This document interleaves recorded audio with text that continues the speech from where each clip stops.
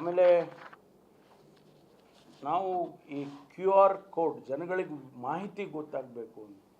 ಎಲ್ಲೆಲ್ಲಿ ಏನು ಸಿಗುತ್ತೆ, ಆ್ಯಂಬ್ಯುಲೆನ್ಸ್ ಎಲ್ಲಿ ಸಿಗುತ್ತೆ, ಎಲ್ಲಿ ವೆಹಿಕಲ್ ಸಿಗುತ್ತೆ, ಎಲ್ಲಿ ಟ್ರಾಫಿಕ್ ಇದು ಆಗುತ್ತೆ, ಇದೆಲ್ಲ ಮಾಹಿತಿ ಅವ್ರಿಗೆ ಸಿಗಬೇಕು ಅಂತೇಳಿ ಕ್ಯೂ ಆರ್ ಕೋಡನ್ನು ಮಾಡಿದ್ದೀವಿ.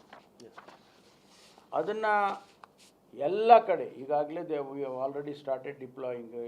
ಪಬ್ಬಲ್ಲಿ, ಬಾರಲ್ಲಿ, ಆಮೇಲೆ ರೆಸ್ಟೋರೆಂಟಲ್ಲಿ, ಮಾಲ್ಗಳಲ್ಲಿ ಎಲ್ಲ ಪೊಲೀಸ್ದು ಹೆಸರು ಹಾಕಿ ಅಲ್ಲಿ ಅದು ತೋರಿಸಿ ಇವರು ಅದಿದ್ದೆ ಅದನ್ನು ಮಾಡಿದ್ದೀವಿ. ಕ್ಯೂ ಆರ್ ಕೋಡ್ದು ತೋರಿಸಿದ್ದು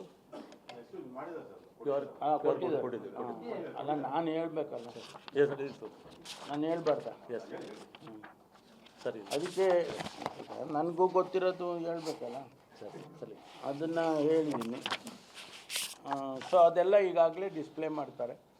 ಅಲ್ಲಿ ಅವರು ಹೋಗಿ ಕ್ಯೂ ಆರ್ ಕೋಡನ್ನು ಅವರು ಇದು ಮಾಡಿದರೆ ಎಲ್ಲ ಮಾಹಿತಿಗಳು ಸಿಗುತ್ತೆ. ಅದು ಜನರಿಗೆ ಅನುಕೂಲ ಆಗಲಿ ಅಂತ ಹೇಳಿ ವಾಚ್ ಟವರ್ ಎಲ್ಲ ಅದರಲ್ಲಿ ಇದೆ, ಎಲ್ಲ ಎವ್ರಿಥಿಂಗ್ ನಾವೇನು ಹೇಳ ಇದೆಲ್ಲ ಮಾಹಿತಿನೂ ಅವ್ರಿಗೆ ಅಲ್ಲಿ ಸಿಗುತ್ತೆ, ಏನು ತೊಂದರೆ ಇಲ್ಲ.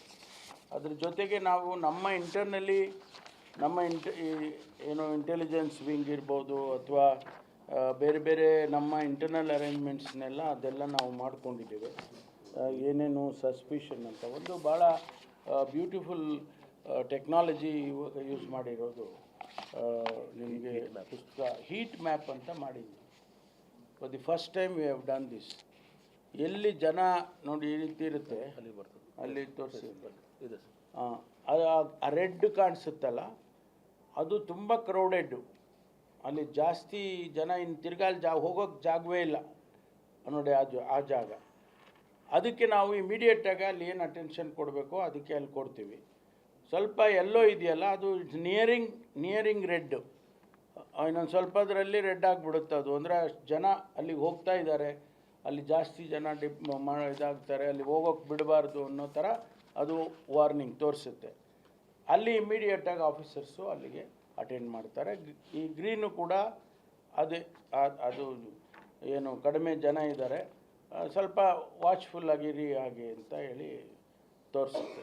ಆ ಮೂರು ಕಲರ್ಸನ್ನು ನಾವು ಭಾಳ ಕೇರ್ಫುಲ್ಲಾಗಿ this is for the first time we have done this. ಅದು ಗೊತ್ತಾಗ್ಬಿಡುತ್ತೆ ಜನ ಹೆಚ್ಚಿದ್ರೆ ಅಂತ. ಇದು ನಮ್ಮಲ್ಲಿ ಮಾನಿಟ್ರ್ ಆಗ್ತಾ ಇರುತ್ತೆ ಕಮಾಂಡ್ ಸೆಂಟ್ರ್ನಲ್ಲಿ ಇದು ಮಾನಿಟ್ರ್ ಆಗ್ತಾ ಇರುತ್ತೆ. ಇಂಥ ಪಬ್ನಲ್ಲಿ ಇಂಥ ಕಡೆ ನೋಡಿ ಜನ ಜಾಸ್ತಿ ಆಗಿದ್ದಾರೆ, ರೆಡ್ ತೋರಿಸ್ತಾ ಇದೆ, ಸೆಂಡ್ ಸಂಬಡಿ ಇಮಿಡಿಯೇಟ್ಲಿ ಅವ್ರನ್ನೆಲ್ಲ ಖಾಲಿ ಮಾಡಿಸಿ ಅಂತ ಒಂದು ಸಂದೇಶ. ಆ ಥರದ್ದು ಆ್ಯಕ್ಟಿವಿಟಿನ ಅವರು ಕ್ರೌಡ್ ಮ್ಯಾನೇಜ್ಮೆಂಟಿಗೆ ಮಾಡೋದಕ್ಕೆ ತಗೊಳ್ತಾರೆ.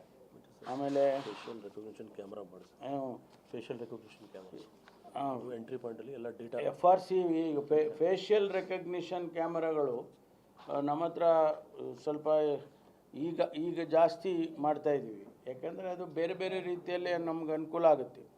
ಸರ್, ಅದು ಬ್ಯಾಡ್ ಕ್ಯಾರೆಕ್ಟರ್ಸ್ ಎಲ್ಲ ಫೋಟೋ ಅಲ್ಲಿ ಗೊತ್ತಾಗುತ್ತೆ. ನಮ್ಮಲ್ಲಿ ಏನಾದರೂ ರೆಗ್ಯುಲರ್ಸ್ ಇರ್ತಾರಲ್ಲ, ನಮ್ಮ ಡೇಟಾನಲ್ಲಿ ಇರ್ತಾರೆ ಕೆಲವರು, ಬ್ಯಾಡ್ ಕ್ಯಾರೆಕ್ಟರ್ಸ್ ಅಂತ ಕರೀತೀರ, ಅಥವಾ ಅವ್ರನ್ನ ಆಂಟಿ ಸೋಷಿಯಲ್ ಎಲಿಮೆಂಟ್ಸು ನಮ್ಮ ರೆಕಾರ್ಡಲ್ಲಿ ಬಂದುಬಿಟ್ಟಿರ್ತಾರೆ. ಅವ್ರ ಮೇಲೆ ಕೇಸ್ಗಳಿರ್ತವೆ, ಅವ್ರ ಮೇಲೆ ಏನೋ ಇರುತ್ತೆ. ಆ ಥರದವರು ಅಲ್ಲಿ ಓಡಾಡ್ತಾ ಇದ್ದರೆ ಆ ಫೇಶಿಯಲ್ ರೆಕಗ್ನಿಷನಲ್ಲಿ ನಮ್ಮಲ್ಲಿ ಗೊತ್ತಾಗ್ಬಿಡುತ್ತೆ.